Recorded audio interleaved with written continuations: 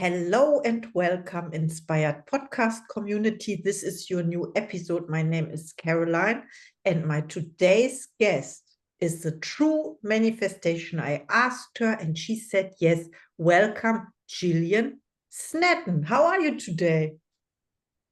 Hi, Caroline. Thanks for inviting me on. I feel so honoured to be finally here. You've got a beautiful podcast, and I love watching all your podcasts. They're so insightful, and thanks again for inviting me on. Truly honoured, and it's a pleasure. Oh, thank you so much for mentioning it. I love that you said yes to this interview, of course, and I want to introduce you to the audience. Okay, so you are from Scotland, right? And you are a children's author who has self-published your first book, My Little Ray of Sunshine's Favorite Toys, to help children feel cherished, adored, and loved whilst learning traditional numbers, words, primary colors, days of the week in different formats, while making your child feel they are your little ray of sunshine. It's a book to connect and create more love in humanity's youngest generation, giving these children strong love beliefs so they can go on to create loving realities in their adulthood. And this is also how we met through personal development, right? Can you tell us, or you remember where we first met? Yes, the Napoleon Hill Institute. And you were one of the coaches, and I used to love watching you. I followed you because you were one of the European people. I think at that time there wasn't anybody in the UK.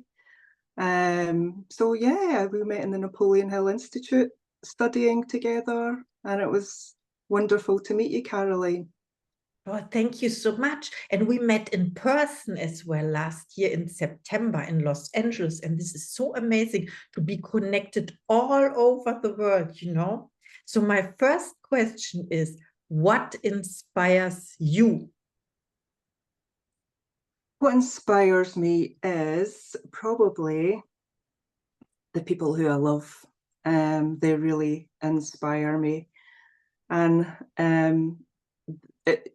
they make me make things. My mum, she really inspired me. And when she when she got cancer, she just inspired me so much with her battle. I just trained as a hypnotherapist at the time, and I felt I had to make like hypnotherapy CDs, or it was tapes at the time, to help her just with her journey. And so I made a couple of hypnotherapy CDs. They're still on Amazon Music, actually, under my full name, Gillian Sneddon. And then my book obviously came along as soon as I had my son. He inspired me. I was just so in love. I was like, I just have to make him a book to help teach him something important. And it was just really a combination of, I just wanted them to always feel cherished, adored, and loved. And I thought, what have I learned? What's the most important thing I've learned in my life? And I followed Louise L. Hay for a good couple of decades. And it came out, it was her love message, you're loved and you love yourself, or I am loved, I love myself. So I incorporated that into the back couple of pages of the book, and also just wrote the book in the way that the child would be the reader's little ray of sunshine through mirror work at the back, Louise L. Hay inspired mirror work. So it's people generally. I love family, and I love people. And if I really care about people, I just, tend to make things for them because I'm inspired by them. Wow, that's so amazing what you mentioned. You mentioned your mom, you mentioned your son, and your book as well. And this is also inspiring to me as well. And thank you so much for your answers, for sharing it with us. My next question is, and you said we mentioned through the Napoleon Hill Institute. So we studied this person as a coach who's not living anymore, so to say, not on earth. What other coaches inspire you, and who was the best coach you ever had? You know what? They've all been the best. They've all been the best at the right time. Like I believe you always pull the right coach in at the right time, and they've all helped me massively. Like it was always the right person at the right time, and I just think you have to trust that's it's for your highest good. Whoever's getting pulled into your sphere, because you've obviously put your prayers out. You know, it's like you're asking for certain things, and the right people just come in at the right time and sweep you up and, you know, just help make things happen for you, I guess. Yes, I And the would right people come agree. in and the right people come in to believe in you as well, because obviously you need people to believe in you, and it's the right people come in and sweep you up that believe in you, and you just kind of know, you know, the people who are kind of, you know, they're just there for the right reason at the right time. That's so true. Thank you so much. I have to think about it, you know, and to re-listen to this episode already, even though it's not fully recorded. It's not finished, and I still want to listen to it again because it was so beautiful what you said about the people. So my next question is, how do you inspire other people? Um, I think it's through my words. I think of the two things that I've made in my life. But it's like that's the hypnotherapy has been of through like putting words together. Oh, my book has been words, putting words in a certain way to make a child feel really special and cherished, adored, and loved. And when I think through my life, I always get people telling me that I'm quite wise, I've got wisdom. Like when they speak to me, and I've got a deep caring and compassion and non-judgment. Like I don't judge. I like to live kind of in grace, which is, you know, it's unconditional love. Um, so I think those things maybe inspire. Like if you live in the land of grace and unconditional love, and it's the way I was raised. I had parents who gave grace to a lot of people. And I feel like I've probably travelled through life with a lot of grace because it always extended the hand to help to the person that maybe, like, you know, didn't deserve help. And so I've been brought up that way. And it's a beautiful way to be. I now realise it's a beautiful way to have been brought up. And yeah, so I think it's a combination of maybe those things, Caroline. Yes, thank you so much for sharing. And you mentioned your book. It contains a general part. I say general part. At the beginning, it's like you call it the traditional learning part about colors, numbers, words. You mentioned words. And then it has the part about like affirmation, self-love, and also to do mirror work. Can you tell us more about your book? Yeah, so as I said, I was inspired by my son a number of months after he was born, and I just wanted to make him a lovely book. And I just wanted him to feel that like always loved. And at the time, I was reading Peekaboo books, and I just thought, could I make something like this? But like I wanted, well, my son's first word was duck. I would have loved him to said love or love you or just like one of these. But we always read on farm animals.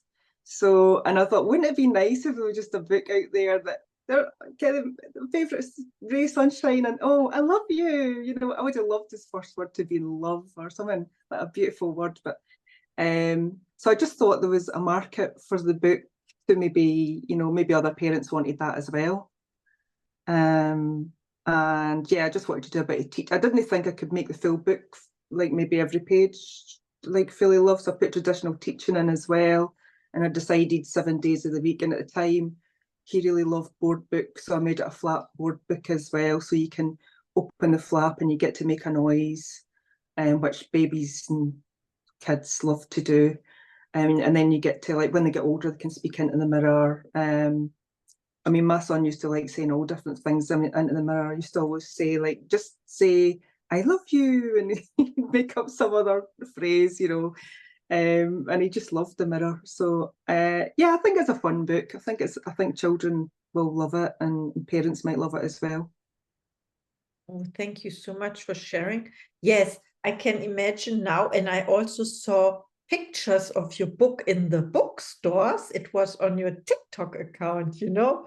I was yesterday, I checked out your TikTok. So please follow Gillian on social media. You are on Facebook as well, on TikTok. Yes. And my next question is, what are your gifts and talents?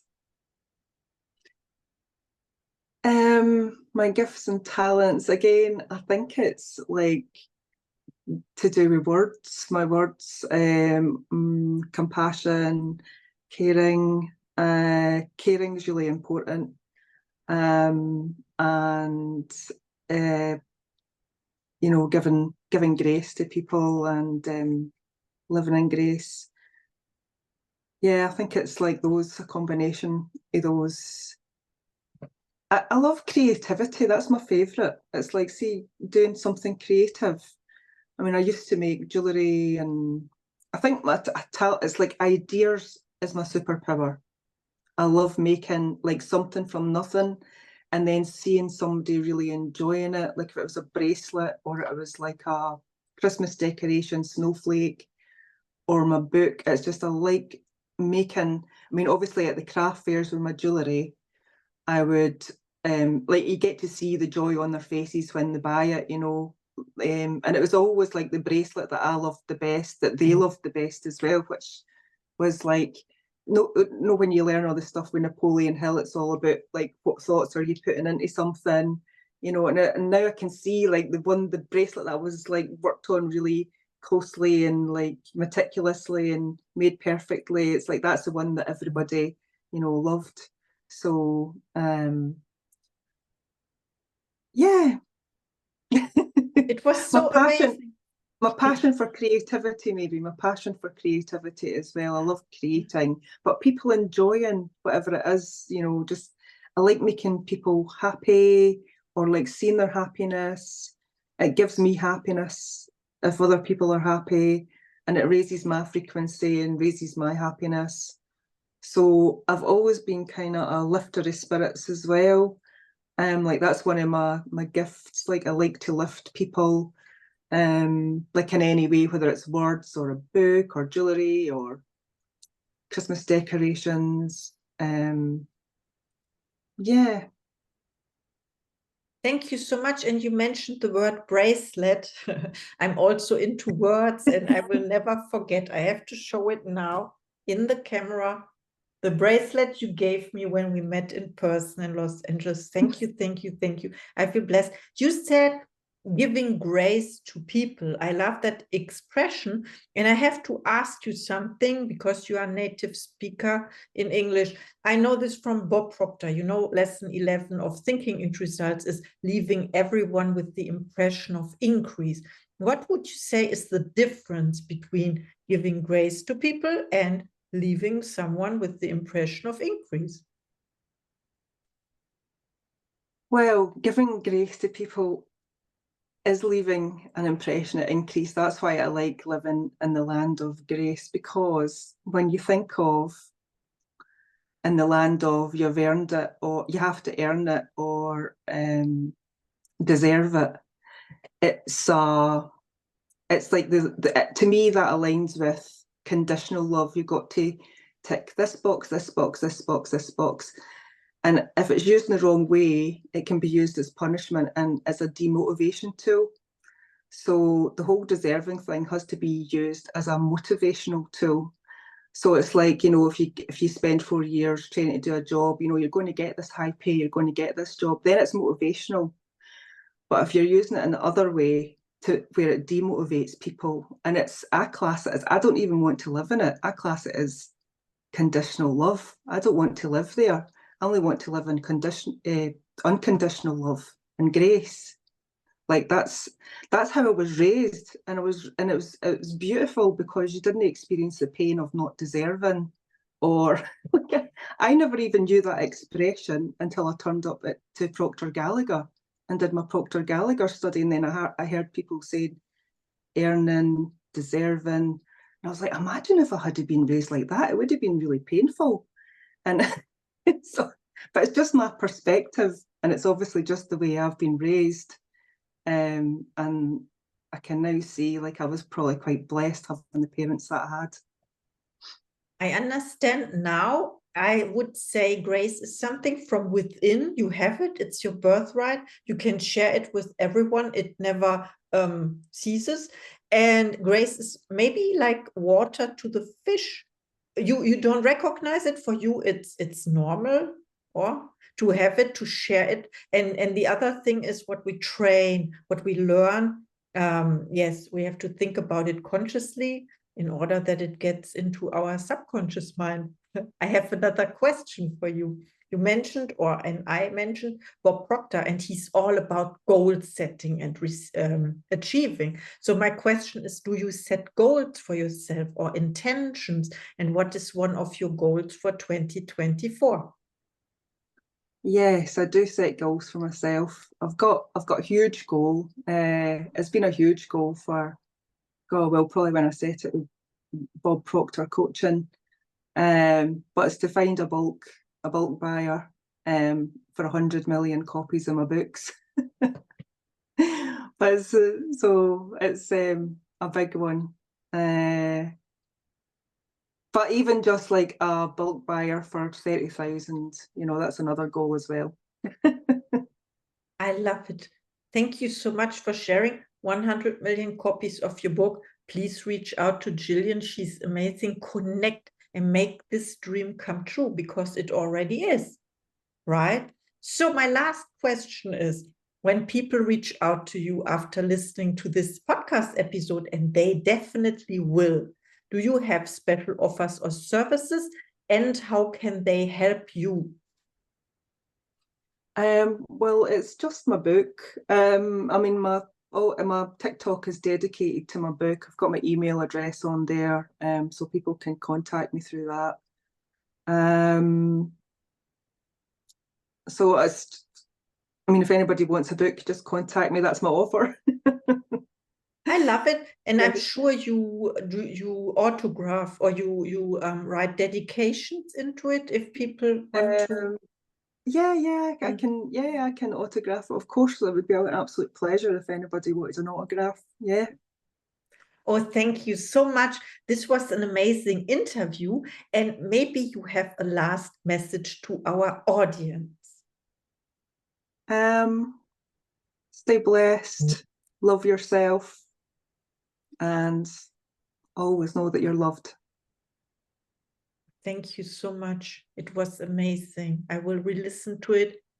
Yeah, please reach out to Gillian, and see you in the next episode.